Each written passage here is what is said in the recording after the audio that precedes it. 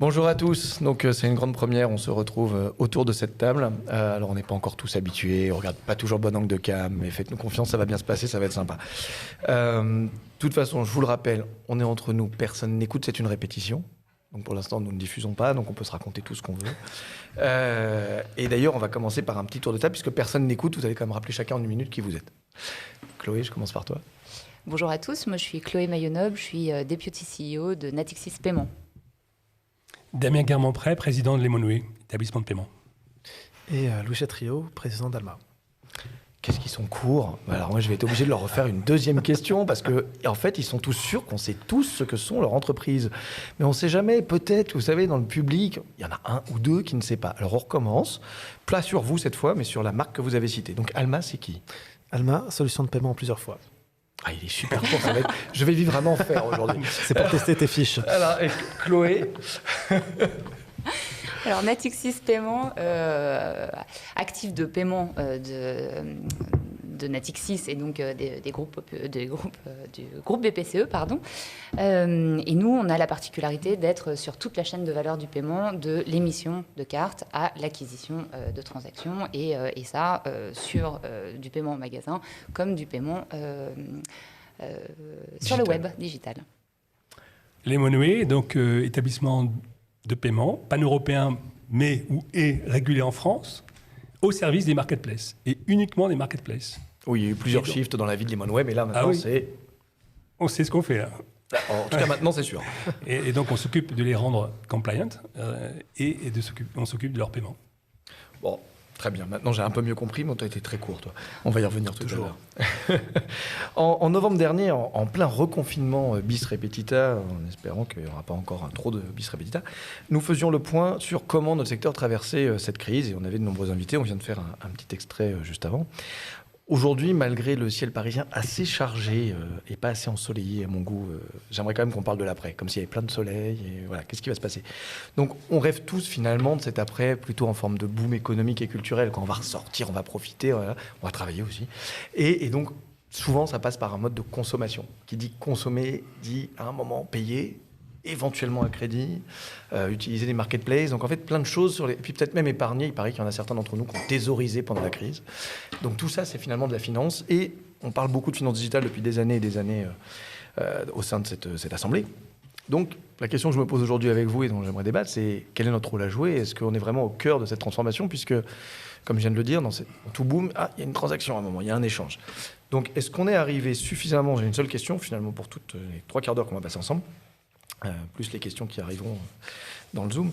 Est-on arrivé suffisamment à maturité sur tous ces outils, ceux que vous proposez, puis ceux que vous connaissez, vous n'êtes pas obligé de parler que de votre entreprise, outils de finance digitale de tout type, la fintech au sens large, pour que cela soit un facteur clé de cette reprise? Donc, je vais peut-être commencer par toi. Bah, c'est très sympa. Est-ce qu'on avait à maturité? Je pense pas. Non, j'arrêtais plutôt par là. Je ne pense pas. C'est-à-dire que deux choses. On parle toujours du Covid, évidemment. Bon, c'est un peu le sujet. Je ne pense pas que les commerçants aient entendu le Covid pour se poser la question de leur paiement. Enfin, je pense que Damien et Chloé ne me contrediront pas là-dessus. Et que ce soit, tu vois, du paiement plusieurs fois ou du paiement tout court, l'obsession d'un commerçant, c'est toujours la même chose, c'est d'augmenter son chiffre d'affaires. C'est-à-dire, comment est-ce que je fais pour développer mon activité? Et ce besoin, il existait bien avant la crise sanitaire. C'est pas quelque chose de nouveau, finalement. Et donc, la crise a peut-être accéléré une digitalisation, un passage online, mais la crise n'a pas changé intrinsèquement ce que recherchent les commerçants quand ils parlent paiement. Dans le cas du paiement plusieurs fois, c'est vraiment augmenter son chiffre d'affaires, convertir plus de clients, les fidéliser davantage et enfin permettre d'augmenter le panier moyen, leur permettre de monter en gamme. Et ça, finalement, pour l'instant, je parle pour le paiement plusieurs fois, mais je pense que c'est quasiment 100% vrai pour le paiement en général et encore une fois, pas du tout lié au Covid. Alors, si ça n'a pas changé, ça a au moins cristallisé quand même autour justement du digital. Et les chiffres le montrent, on a quand même gagné 2,5 millions de web acheteurs en France. Il a fallu quand même que les commerçants passent à des façons des parcours clients différents et des façons de payer substantiellement différentes. On a une augmentation franche du paiement par lien, évidemment, l'e-commerce a fait un boom massif. On a les transactions sur mobile, on y reviendra peut-être, qui ont doublé sur une année. Il y a quand même tout un tas de choses qui ont été cristallisées, encore une fois, et qui ont pris vie en peu de temps sur cette période très très courte. Donc pour moi, on n'est pas au bout, parce que la digitalisation, ce n'est que le commencement. En revanche, on est vraiment tout le monde s'est mis dans les starting blocks et a commencé à avancer. Or, il y avait encore des gens qui n'avançaient pas en termes de digitalisation. Voilà, donc le boom a démarré. Laurent, le boom est là. Depuis le début de l'année, nous, on connaît 100% de croissance, ce qui n'était pas arrivé depuis longtemps. Et donc, c'est bien la preuve que le boom est là. Alors, c'est très simple, en fait. Les paiements digitaux, ça croît de 6% par an, à peu près. Hein, et finalement, les nouveaux acteurs ont capté toute cette croissance. Donc, eux croient de 30%. Et ça, c'est vrai pour l'e-commerce. Maintenant, 60% des sites e-commerce sont déjà marketplace. Donc, les marketplaces, elles progressent de 80%. Donc, donc c'est normal qu'on soit à 100% de croissance. Et donc, moi, je considère que c'est un boom. Mais Louis, tu disais, ils n'ont pas attendu le Covid, tu as sans doute raison. Mais ma question, elle est plus, le Covid est quand même passé par là et on a vu cette accélération et ce besoin, il n'y avait pas le choix. De toute façon, il fallait être plus digital. Il n'y a pas le choix, ton magasin était fermé.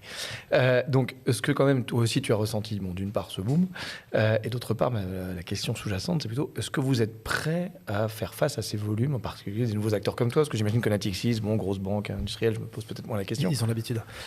Non, évidemment, je suis d'accord avec tout ce qui a été dit. C'est-à-dire que le boom, le passage du offline au online, il est colossal. Ça, c'est évident. On l'a vu sur au premier confinement, par exemple. On a vraiment littéralement vu, on a fait x3 en un mois et demi. Et on partait pas de zéro. C'est pas 0 x 3 égale 0.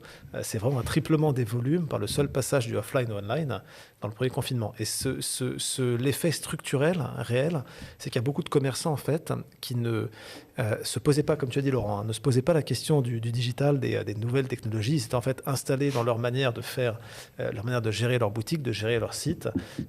Et en fait, ça a rebattu les cartes. Je pense que l'effet réel, et pour le coup, qui va rester du Covid, c'est que ça a forcé tout le monde à se poser et se dire, est-ce que vraiment c'est comme ça que je dois gérer mon entreprise ou pas? Qu'est-ce que je peux faire différemment?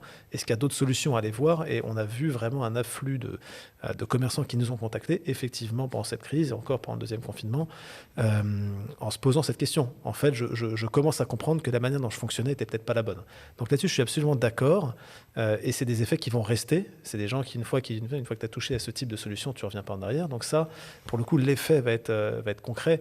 Je prenais juste un peu le contre-pied, effectivement, de se dire, toujours important de garder les fondamentaux en tête. Et peut-être juste pour finir de répondre à ta question de tout à l'heure, qui était un peu plus vaste, qui était en fait les nouveaux usages. Moi, quelque chose qui m'intéresse à titre personnel énormément, c'est quoi l'après-Scheme, l'après-Visa, l'après-Mastercard. Donc c'est une question beaucoup plus vaste. Je pense qu'en 36 minutes qui restent, on va avoir du mal à la on peut en parler, même si c'est absolument pas ma question, mais on peut absolument en parler. C'est exactement ce qui m'intéresse. Mais vas-y, je reviendrai après une autre question sur toi, mais vas-y, développe un peu sur ça. Je ne veux pas monopoliser le micro non plus. Je te dirai, on a le temps, parce qu'en fait, le maître du temps, c'est moi. Donc. Ah, génial, on va se rajouter 1 heure. Non, plus sérieusement, je pense que les schemes qui ont été créés quand même il y a quasiment 60 ans, si je ne dis pas de bêtises, quand même un petit moment, ça fonctionnait bien, ça fonctionne toujours, le fait est, fonctionne très bien, mais je pense qu'on voit des modèles, typiquement les WeChat Alipay en Chine, par exemple, donc les modèles type Super App, des modèles plutôt mobiles en Afrique, qui fonctionnent extrêmement bien dans d'autres pays. Donc moi, la question que je me pose toujours, c'est finalement, qu'est-ce qui se passe? Pourquoi est-ce qu'en France, ces modèles ne prennent pas? Est-ce parce qu'ils n'ont pas été poussés? Est-ce que c'est parce que, en fait, on est arrivé à un niveau où c'est good enough, où en fait, ce qu'on fait en France, c'est peut-être un peu moins digital, mais finalement, ça marche bien. Je pense notamment, évidemment, au paiement sans contact. Voilà. Mais je pense que la question du... Est-ce que c'est après Scheme ou c'est autre Scheme? Je ne sais pas, mais je pense que cette question-là, elle est très intéressante et sera une deuxième vague, si tu veux, de grande digitalisation pour les acteurs, nous qu'on connaît bien, les commerçants, qui ne connaissent pas très bien ces sujets.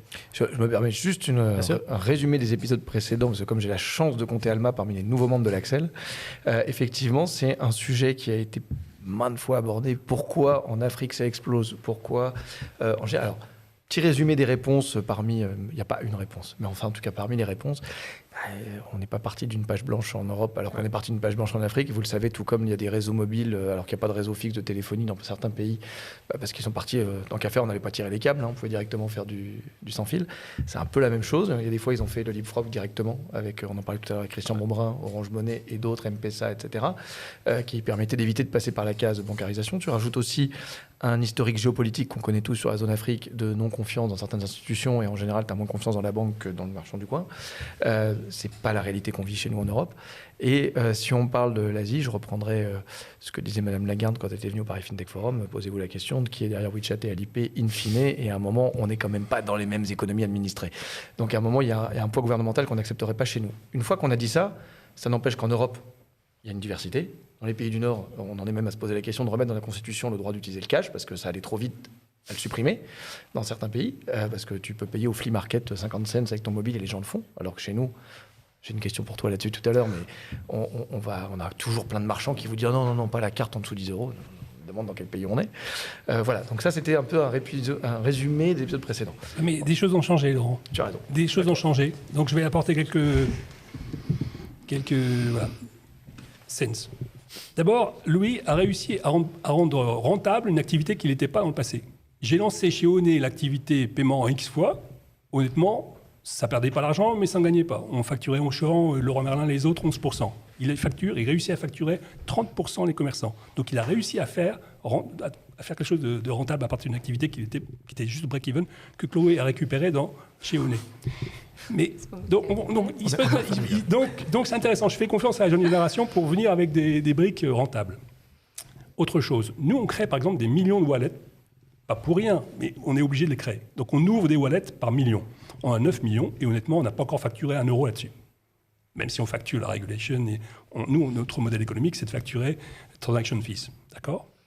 Donc ce qui sera intéressant avec l'open banking qui est arrivé, c'est qu'un jour quelqu'un sorte une API de paiement. Une marketplace d'API de paiement, pour être clair, et réussissent à utiliser des wallets existants. Comme ceux qui fabriquent les marketplaces, comme Miracle, par exemple, font en sorte que les fournisseurs d'une marketplace comme Miracle deviennent fournisseurs de toutes les marketplaces Miracle. Nous, on fait en sorte que le wallet ouvert, il puisse être utilisé pour toutes les marketplaces que nous servons. Ce qui serait intéressant, c'est que tous ensemble, on puisse construire un nouveau écosystème rentable à partir de toutes ces briques. Je rebondis sur la question un peu de Louis. C'est un jour, il y a les skims, ils ne sont pas très nombreux, on ne va pas les citer, c'est nos amis, certains sont sponsors en plus. Mais les skims, finalement, ça marche bien. Tout le monde a envie ce business model. Lequel va prendre la place, ou lesquels, un peu, dans nos pays qui ne sont pas ni l'Asie ni l'Afrique, quoi. C'est un peu le sous-jacent de ta question. C'est un peu la question. Je pense que ça revient sur ce que disait Damien. C'est-à-dire que tu as les modèles type open banking, donc tu vois, qui étaient Zofort, un des premiers acteurs en Europe à avoir fait ça en Allemagne. Donc tu as ces questions. Tu as beaucoup de startups qui se lancent en ce moment. Moi, je regarde ça d'assez près sur est-ce qu'on arrive à remplacer les schemes par un autre scheme, qui est finalement un scheme basé sur les banques en direct. Voilà, je pense que moi, c'est un truc qui me... Honnêtement, j'ai pas la réponse. Instant de paiement, avec instant de paiement, etc. Et tout à l'heure, tu peux remplacer WeChat, Alipay par plutôt Facebook. Et là, tu as tout à coup quelque chose qui est peut-être plus compatible et du coup plus intéressant à regarder. Alors justement, puisqu'on parlait du paiement, alors j'ai plein de questions pour toi, surtout qui était un peu titillé avec le business model, mais je reviendrai sur toi, Louis. J'avais une question, Chloé, puisqu'on parle justement de paiement beaucoup depuis tout à l'heure, ce mot revient.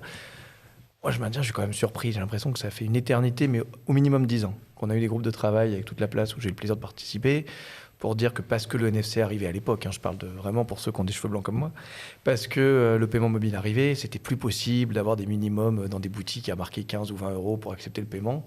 Il faut arrêter. Maintenant, la carte, on peut la prendre des 50 cents. Il y a eu des règles pour que les banques baissent leurs commissions. Alors, on ne pouvait pas dire mettez tel prix, mais en tout cas que ce soit plus variable que coût fixe. Enfin, j'ai l'impression que ça, c'est un vieux débat.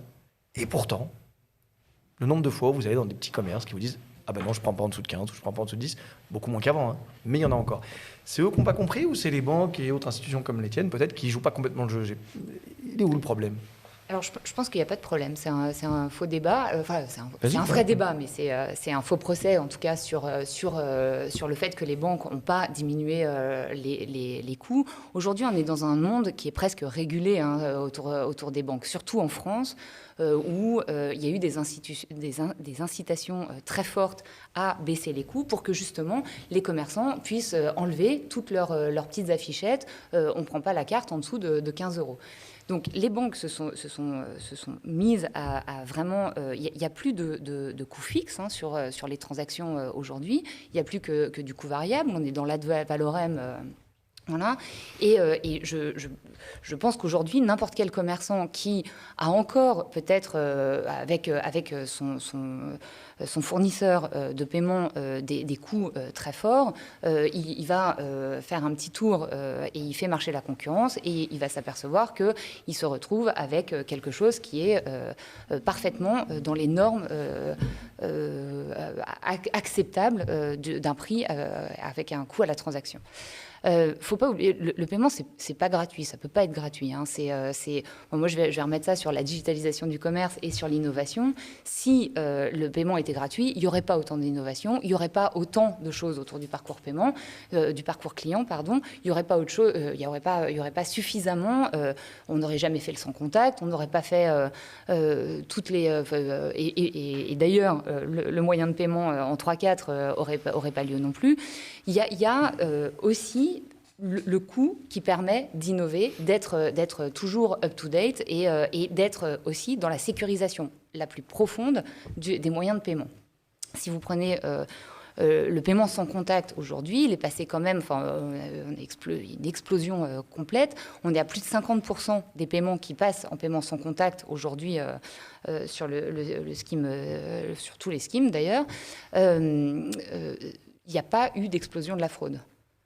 Ça, évidemment, c'est de l'innovation, c'est de l'argent injecté dans l'innovation tout le temps. Donc, le débat, on peut y revenir, mais il y a oui, c'est-à-dire qu'en fait, on ne pourra jamais être gratuit. Donc, évidemment, les commerçants qui disent c'est gratuit ou je ne viens pas, ça ne marchera jamais. Ça ne marchera jamais. Ce que tu dis, c'est que par contre, cette proportionnalité du coût qui avant bloqué pour les moins de 5 €, c'est pas vrai. C'est qu'ils n'ont juste pas fait le tour des... Ils n'ont pas fait le tour des offreurs, entre guillemets. Exactement. D'accord. Et j'ai une deuxième question. Tu parlais du paiement mobile qui progresse. Moi, j'avais pas ce sentiment. Et pourtant, comme je le disais tout à l'heure en intro, j'avais travaillé avec Christian à l'époque du lancement d'Orange Cash, qui marchait bien avant Apple Pay. On a eu 400 000 clients quand même chez Orange sur le sujet. Donc, le paiement mobile, ça marche, mais franchement, je vois pas souvent des gens dans les... Je fais mes courses, et je vois pas souvent des gens payer à la caisse avec leur mobile. Qu'est-ce qui bloque en France? Parce qu'il y a des pays d'Europe où ça marche bien, il y a des pays en Russie où ça marche très bien, il y a des pays... Voilà. Qu'est-ce qui bloque chez nous, à ton avis? Alors, là, c'est pareil, je pense qu'il n'y a rien qui bloque. Je vais revenir un tout petit peu en arrière, un petit peu d'historique. Quand le paiement sans contact a été lancé, c'était en 2010, jusqu'en 2016, il ne s'est rien passé. C'était atone, marché atone, pas de paiement sans contact. Les gens n'utilisaient pas leur carte en sans contact. En 2016, tout à coup, je ne sais pas, un engouement. Et puis, en 2017, ça avait déjà fait x10. Et puis, ça a refait x10 l'année d'après. Et puis, aujourd'hui, on est sur les chiffres que je vous ai donnés tout à l'heure. Le paiement par mobile, il faut attendre que la population l'adopte. Alors, on n'est pas early adopter. Les Français, c'est pas les rois de l'early adoption. Et si je reviens sur les pays nordiques dont tu parlais tout à l'heure, ils ont fait un push contre le cash qui a forcé, évidemment, les utilisateurs à utiliser toutes sortes de moyens de paiement digitaux pour payer.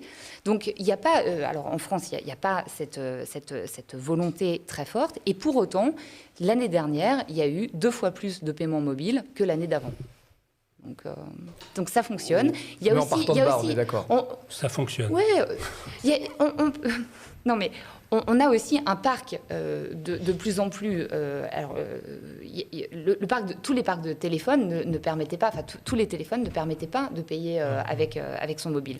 Bon, on est en train aussi... Alors, on y arrive. Non, mais c'est vrai que les Français ne sont pas early adopters. Il suffit de regarder la courbe Minitel et puis l'espace Renault. Oh, le Minitel, tu nous rajeunis. Mais l'espace Renault a mis énormément de temps et c'est devenu après un super produit. Il y en a autour de cette table qui ne connaissent pas le Minitel. Je vais compter les marques que tu cites. Je vais compter les marques que tu cites d'avant 2000, tu vois, pour voir... Non, mais juste, je reviens sur un point. C'est vrai que jusqu'en 2016, il y avait une raison. C'est que le parc d'acceptation de TPE n'était pas suffisamment déployé et qu'il était en courbe comme ça. Alors, effectivement, tu disais tout à l'heure 2 x 0, voilà, on partait de 0,1. Alors, 2 x 0,1, ça faisait 0,02.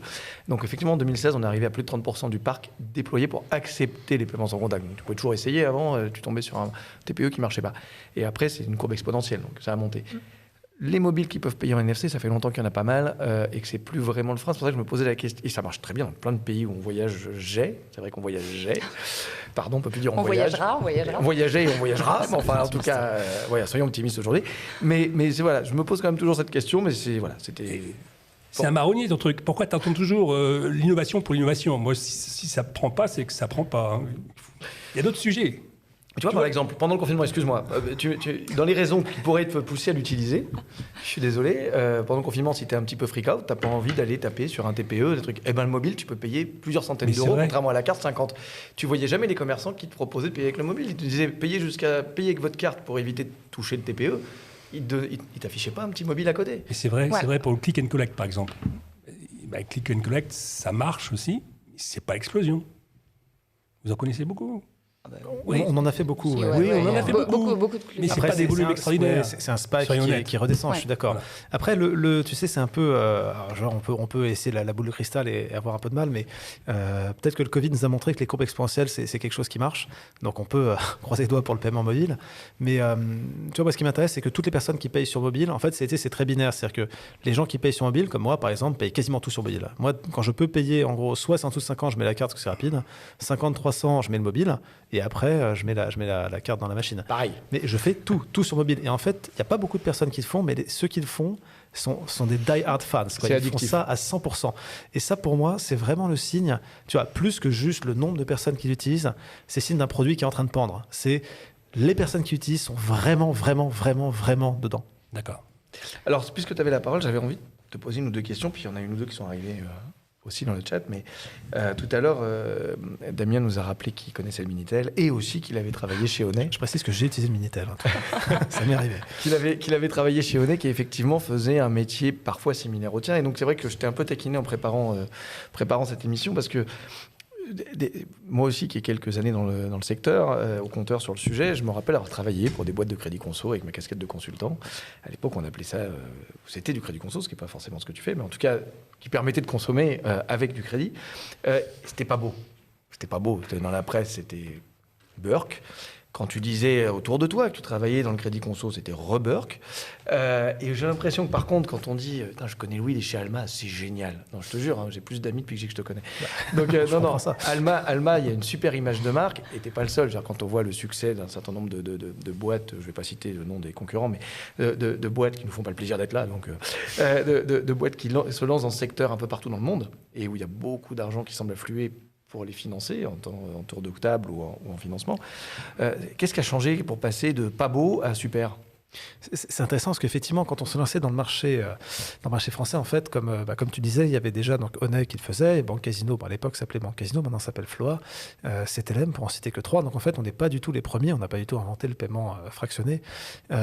Et donc on peut toujours se poser la question, pourquoi est-ce que Alma ça a pris finalement ? Pourquoi est-ce que la boîte a pris une telle ampleur aussi rapidement alors qu'on n'a pas inventé ce système ? J'ai pas mal de réponses. Peut-être j'ai deux gros éléments. De grands éléments. Le premier, c'est peut-être de revenir aux fondamentaux, c'est-à-dire que, tu vois, se pose la question, est-ce que c'est du crédit conso, est-ce que c'est Burke, comme tu dis, ou pas Burke ? Je reprends la dichotomie. En fait, aujourd'hui, tu parles à n'importe quel commerçant et client, la question est quand même assez tranchée, quoi. C'est-à-dire que, bien entendu, les commerçants, pour eux, c'est un outil qui est indispensable de fidélisation, d'augmentation du panier moyen, de la conversion, et les commerçants, ils voient ça comme un outil juste, c'est même pas une question, bah oui, bien sûr, je propose le paiement fractionné, et les clients, on a des retours qui sont extrêmement positifs des clients eux-mêmes. Donc je pense que l'utilité sociétale, tu vois, du système, elle est évidente. Non, mais il y a quelque chose de plus évident, c'est que celui qui paie les intérêts, c'est le commerçant chez lui. Donc c'est pas Burke. Quand c'est les clients qui paient, c'est Burke. C'est aussi simple que ça, Laurent. Oui, et puis là, il y a encore de la techno, c'est-à-dire qu'il y a le parcours client. C'est-à-dire que ce sont, en tout cas, tous les nouveaux arrivants comme Alma sont des ayatollahs du parcours client. On fait tout sur le front, tout pour améliorer la conversion, tout pour que ce soit facile.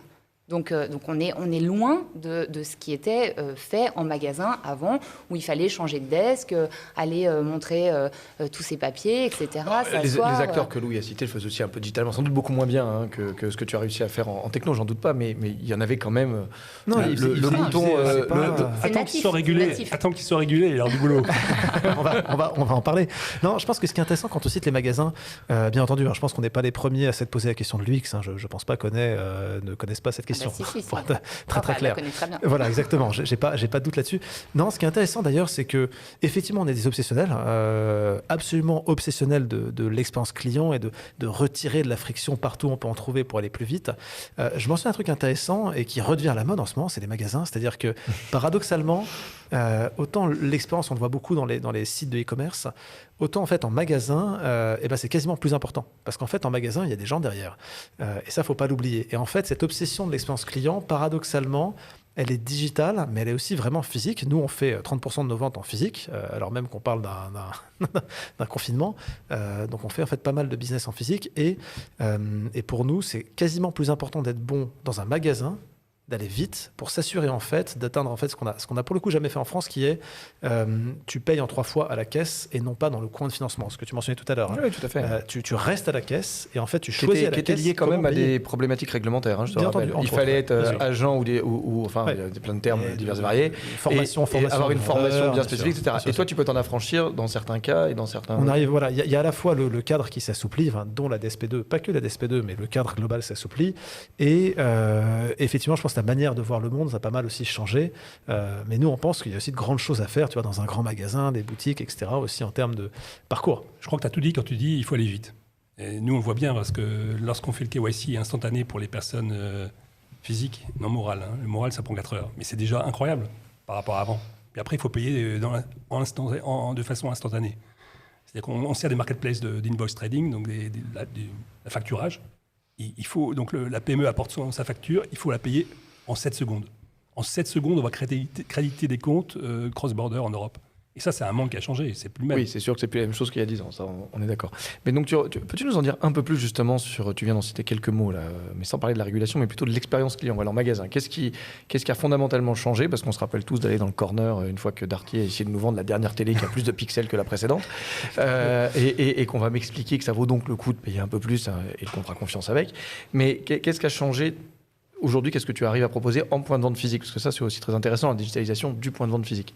Absolument. Le truc qui a changé, c'est smartphone. C'est vraiment c'est le fait que chacun dans sa poche a un smartphone et que du coup, on peut passer dans un monde où on va opérer quasiment toute la transaction ou quasiment en tout cas tout le parcours client sur le smartphone. Donc en fait, on va créer la transaction.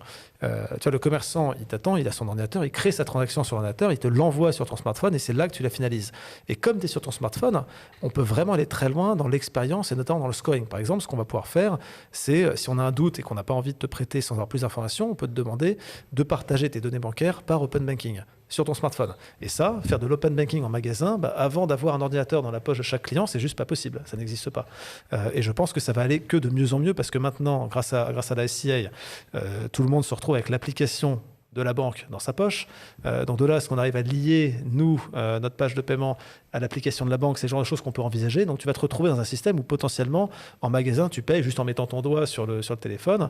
Tu as reçu ton lien de paiement, tu mets ton doigt, c'est fini. Tu as payé en 3 fois, tu as été scoré et les fonds étaient crédités, le tout dans 1 seconde. Tu vois, c'est extrêmement rapide. Donc s'il y a un changement à citer parmi beaucoup, c'est celui-là. Ce qui est intéressant dans l'exemple, alors c'est dommage, je ne l'ai pas sous la main, mais alors pour les anciens et les plus anciens qui étaient parmi les premiers Payment FinTech Club, on avait passé, à l'époque, on parlait du paiement et de la digitalisation, où on disait, tiens, on va pouvoir faire aussi bien en point de vente. On avait passé un petit extrait où on essayait d'imaginer, il y avait Google qui avait fait ça, une caissière qui appliquerait les méthodes de paiement en ligne en magasin.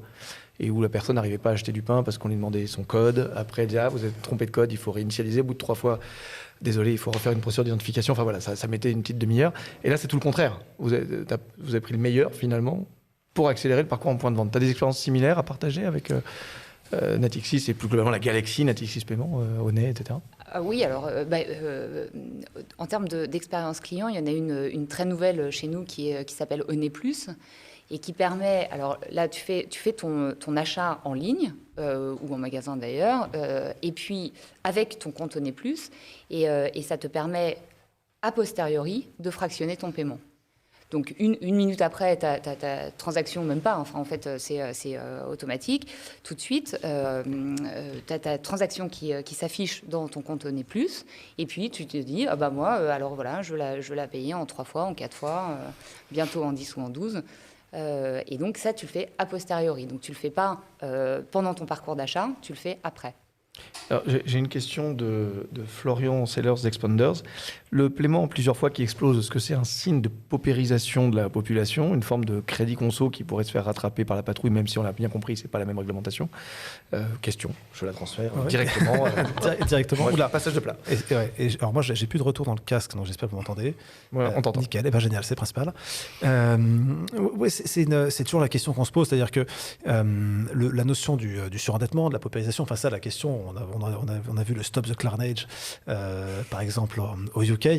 C'est quelque chose qui est en train d'arriver. Nous, ce qu'on pense chez Alma, je peux juste décrire ce que nous on pense, c'est, je reviens aux fondamentaux, la valeur sociétale du paiement plusieurs fois, encore une fois, elle n'est pas démontrée, c'est-à-dire qu'il suffit d'aller voir les consommateurs et les marchands pour s'en convaincre. Donc maintenant, la question, c'est qu'est-ce que ça veut dire de le faire bien? Qu'est-ce que ça veut dire de faire, d'opérer une solution de paiement plusieurs fois qui est saine?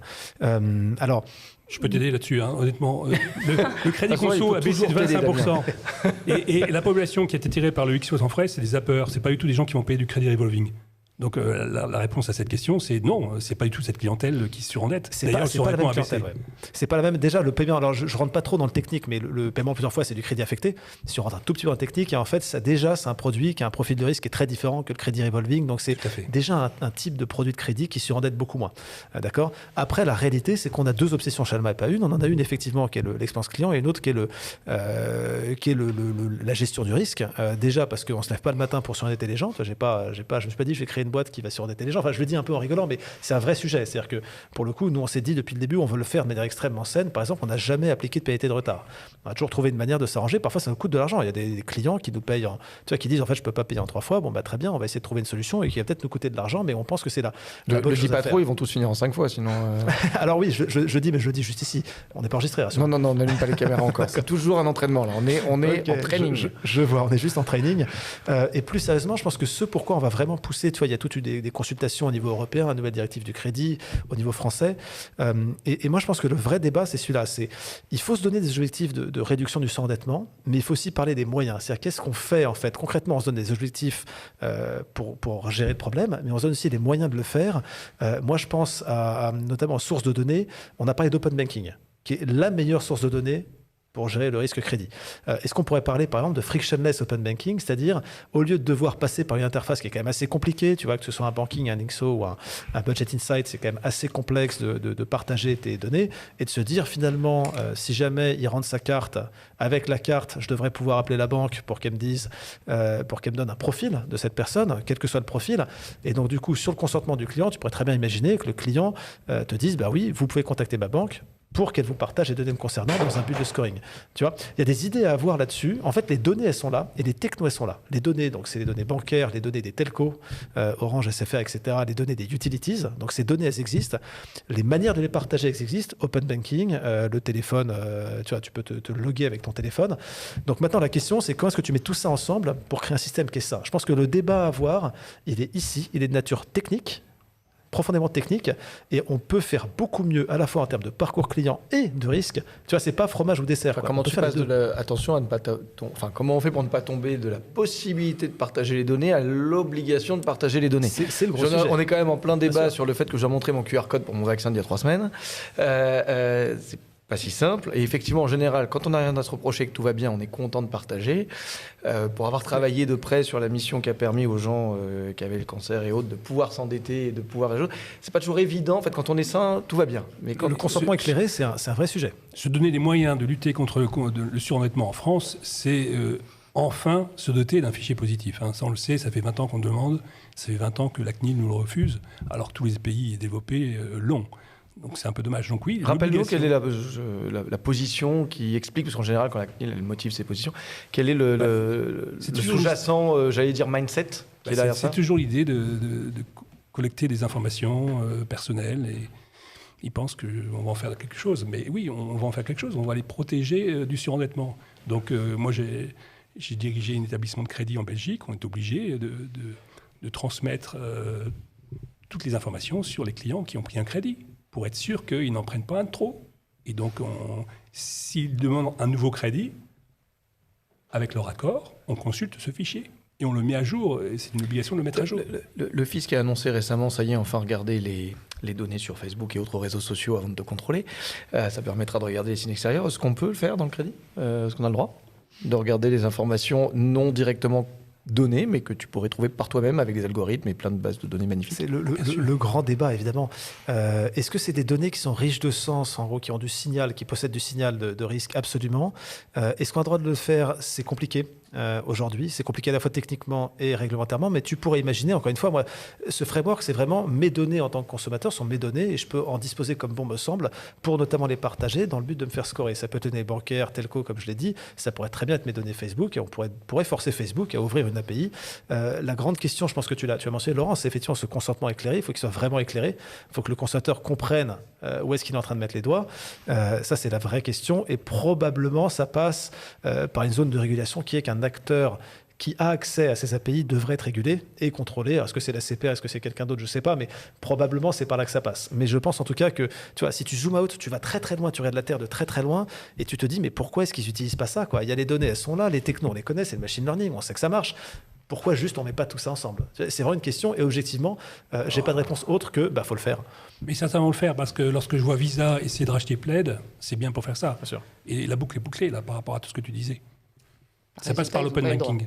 Mais il y a justement une peur du régulateur d'ailleurs. Exactement, une peur du régulateur, ils n'ont pas eu le droit de le faire. Exact. Et alors justement, parce que vous me parlez des US, ça me fait penser que j'ai voulu regarder un peu comment ton secteur se portait. Donc effectivement, on entend parler de beaucoup de levées de fonds et en même temps, il y a eu Affirm en début d'année et j'ai vu que ça a fait ça et ça. Est-ce que c'est parce que c'est juste les effets IPO un peu trop euphoriques? Parce que 113 $, si je ne m'abuse, et 53 hier. Est-ce que c'est plus globalement parce qu'après une effervescence, on se rend compte que c'est un métier industriel et qu'il faut regarder sur la durée et peut-être pas juste sur une bulle de 48 heures? Ouais, c'est quasiment impossible de répondre à cette question, c'est-à-dire que la voix est revenue, donc ça m'a stoppé. C'est quand même très très dur. Enfin, je veux dire. Non, parce que j'ai pris ce cas-là, mais je crois qu'il y en a d'autres où il y a eu des. Non, il y a des questions. Je pense que c'est un. Je reviens, encore une fois, je reviens fondamentalement pour la troisième fois en moins d'une heure. Donc ça n'hésite pas. Ça a commencé à saouler tout le monde. Non, plus sérieusement, évidemment, moi, je ne connais pas Affirm assez bien pour comparer quel est le bon stock price. Honnêtement, j'en sais rien. Et si je le savais, je pourrais trader dans un sens ou dans l'autre. Donc, je serais riche. Mais plus sérieusement, la valeur sociétale du paiement fractionné, elle est évidente. Après, la question, où est-ce que le curseur va arriver, j'ai envie de dire, tu sais, c'est la phrase anglaise « The score takes care of itself », avec un accent d'ailleurs bien franchouillard.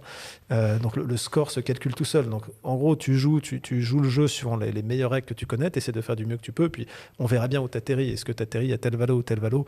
Nous, c'est pas des questions qu'on se pose chez Alma. On regarde pas la valo d'Affirm en se disant « Ah merde, en fait, on n'est pas sur le bon secteur ». En fait, non, c'est pas comme ça qu'on fonctionne. Alors, revenons au sujet quand même, la digitalisation de l'économie. Les marchands, tu en parlais tout à l'heure et tu as un peu souligné, la vraie chose, c'est que tes clients, c'est les marchands. Tes clients aussi. Nous aussi. Oui, c'est un peu le propre à l'Axel, on n'a pas trop de B2C. Et donc, avant de rebondir, t'inquiète pas. Chloé, est-ce que justement, en post-Covid, là, ça y est, on est dedans, là, les marchands, est-ce que ce frémissement, enfin c'est plus que le frémissement, ce boom qu'il y a eu au premier confinement, est-ce que maintenant qu'on réouvre les portes, etc., est-ce que tous ces projets continuent à être de plus en plus nombreux et est-ce que vous avez, j'allais dire, la capacité à donner suite à tous ces marchands qui maintenant essayent de digitaliser? J'ai un peu la même question pour vous tous. Est-ce que les équipes sont dimensionnées pour cette espèce de boom post-Covid? Oui. J'ai fait une réponse si tu fais aussi court que Louis tout à l'heure, je suis dans la... Pas mal. Question suivante. Alors... non, évidemment, nous, on attend ce boom depuis toujours, parce que techniquement ou technologiquement, on est prêt. On a poussé toutes ces solutions, on les a fait valoir, on en a fait la publicité, etc. Et puis maintenant, on commence à avoir une énorme traction. Donc évidemment, on est staffé, on a les plateformes pour, on a les chefs de projet pour, on est prêt à les accompagner. Ce que je crois fondamentalement, ce que disait Louis tout à l'heure, c'est qu'il n'y aura pas de retour en arrière, il y aura des nouvelles façons de consommer, en tout cas des nouveaux parcours, il y aura tout ce qui est gagné est gagné. Il n'y a pas de... comme tu dis, hein, tu utilises ton mobile pour payer, après tu utilises ton mobile pour payer. Je veux dire, tu ne reviens pas en arrière et tu ne rouvres pas ton portefeuille. Donc, pour sortir ta carte. Donc on est prêt. on accompagne tous les jours des nouveaux clients qui viennent chercher, tous avec des problématiques différentes, tous aussi avec des moyens différents, parce qu'évidemment, le Covid a aussi joué là-dessus, et la FinTech a aussi son rôle à jouer dans cet investissement que les marchands doivent faire pour aller chercher des nouvelles solutions. Mais il y en a beaucoup pour les aider, et on est là à leur service. Tu voulais réagir aussi? Mais oui, on aurait pu penser que tous ces milliards injectés dans les startups, et particulièrement dans les fintech, ce soit du surinvestissement finalement, que si le boom n'arrive jamais, quid de tout cela? Et donc, est-ce qu'on est prêt, Laurent? Oui, nous sommes prêts, parce qu'on a surinvesti, soyons honnêtes. On a reçu beaucoup d'argent par rapport à la taille de nos boîtes. Et tu as levé 50 millions, Pledge a levé 80, on avait levé avant, tout le monde a levé. Et tout le monde a dépensé. Et là, il y a les SPAC qui attendent, qui ont levé 100 milliards, qui sont prêtes. En 3 mois, elles ont levé 100 milliards autant qu'une année l'année dernière. C'est juste impressionnant ce qui est investi. Donc, c'est pas étonnant. Donc, il y a de quoi appuyer sur la pédale d'accélération. Ouais, on l'a vu, nous, avec SNCF, des grands distributeurs qui sont arrivés, Métro Group et les autres, lorsque ça a fonctionné, parce qu'on était prêts. On avait investi avant. Et alors, justement, il y a cette accélération. Tu peux réagir si tu voulais. Je n'avais pas grand-chose à dire de plus que je suis d'accord avec Non, je voulais pas par hasard te faire réagir.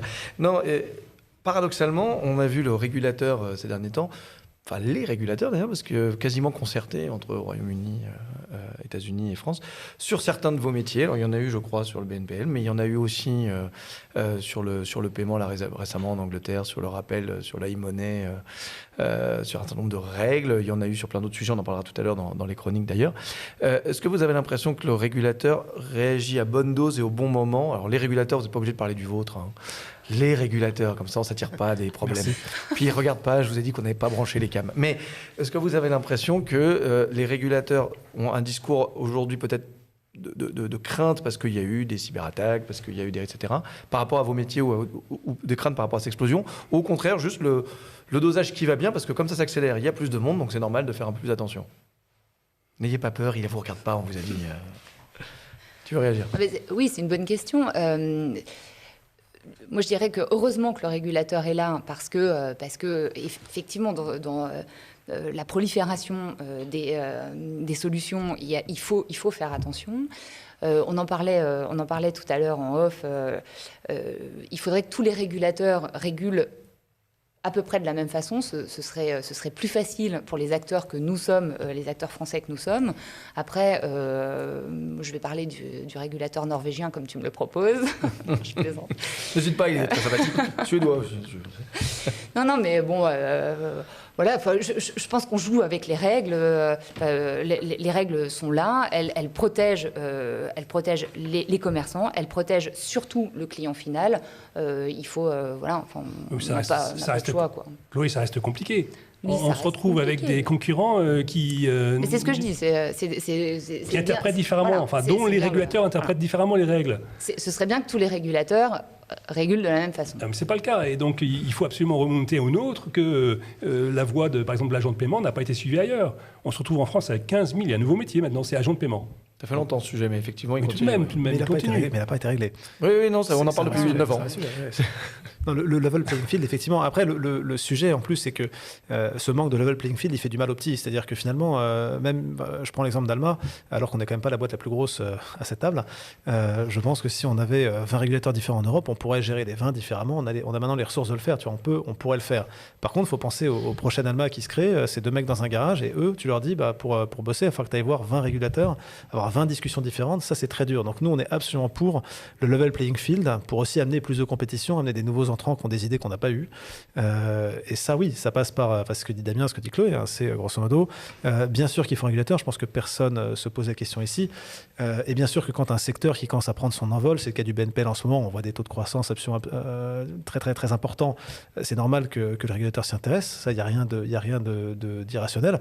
Ce qui serait vraiment bien, effectivement, c'est d'avoir quelque chose, une approche cohérente pour avoir une zone économique, tu vois, l'Europe, assez homogène à opposer aux États-Unis, par exemple. Mais soyons honnêtes, on a quand même la chance d'avoir un régulateur ou des régulateurs qui avancent vite, dans le sens où, en général, ils nous donnent de l'avance par rapport à des pays dont les régulateurs n'ont pas avancé. Nous honnêtement, en Europe, en Espagne, en Italie, on n'avait pas beaucoup de concurrents pour gérer les flux de marketplace. D'accord ? Donc, on était heureux d'y s'y retrouver. Par contre, quand ils se quand ils légifèrent différemment, c'est compliqué. Il faut absolument un pouvoir assez fort en Europe pour dire, par exemple, dans le financement participatif, ça a été très clair. Il y a vraiment un règlement européen qui nous permet d'avoir une application, et une unique application. Sauf sur le KYC où il y a encore 13 règles différentes. On va bientôt conclure parce qu'il nous reste 1 minute pour le plateau. J'ai 2-3 questions qui sont arrivées, donc je les prends. Nigel qui nous demande si le BNPL et tout le bruit qu'il y a autour en ce moment, c'est le début de la transformation du marché français pour devenir plus anglo-saxon, avec les cartes de crédit omniprésentes dans tous les portefeuilles, que ce soit aux États-Unis ou en Angleterre. Une réponse ? Je pense que la réponse courte est non. Du coup, et la réponse un tout petit peu moins courte est, surtout en France, on n'a pas la tradition de la carte de crédit. Et c'est plutôt l'autre, enfin, je veux dire, c'est dans l'autre sens que c'est en train de se opérer la transformation. Il faut regarder Affirm justement aux US, où on va voir qu'une boîte de BNPL s'est imposée dans un pays qui justement a beaucoup de cartes de crédit. Et ce qui est très intéressant, c'est de voir, Bain a fait une étude il n'y a pas longtemps sur la démographie en fait, des clients d'Affirm.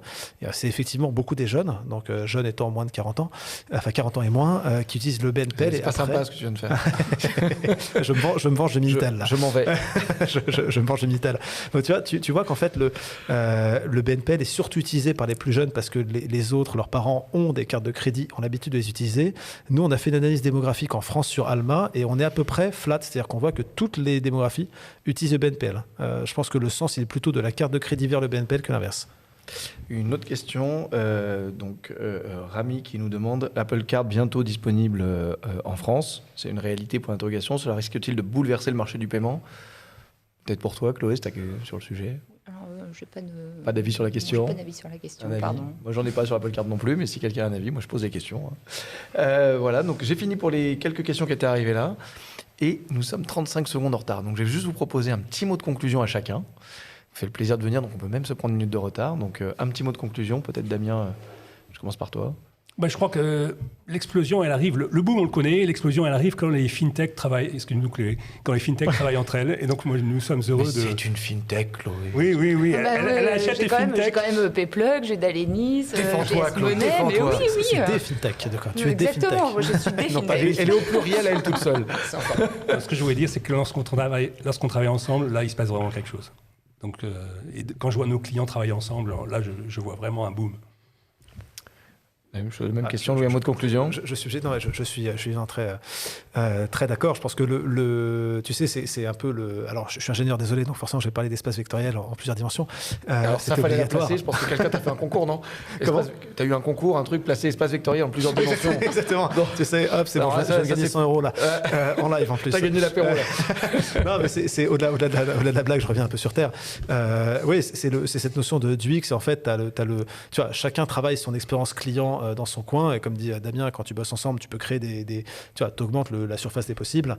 Donc là, dans le cas lequel je peux citer, c'est effectivement soit des marketplaces qui vont utiliser Lemonway et Alma pour gérer du paiement plusieurs fois dans une marketplace. Donc ça, c'est un exemple évidemment concret qui augmente le champ des possibles. Et puis je peux aussi citer l'open banking dans le scoring. J'en ai beaucoup parlé pendant 1 heure, mais je pense que c'est quand même quelque chose qui est très intéressant.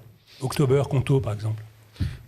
Et puis même des fois des banques avec des fintech, encore une actu récente, avec un de nos membres en plus. Et pour finir, un petit mot de conclusion. Eh bien, merci. Elle aurait été plus courte que toi, la première question. Bravo, je suis sidéré. Merci beaucoup de vous être prêté au jeu de ce premier débat fort sympathique et qui ne prêtait pas de toute façon à de combat, mais plutôt à un partage d'expérience. Encore merci, et puis j'espère vous revoir à l'une des prochaines émissions.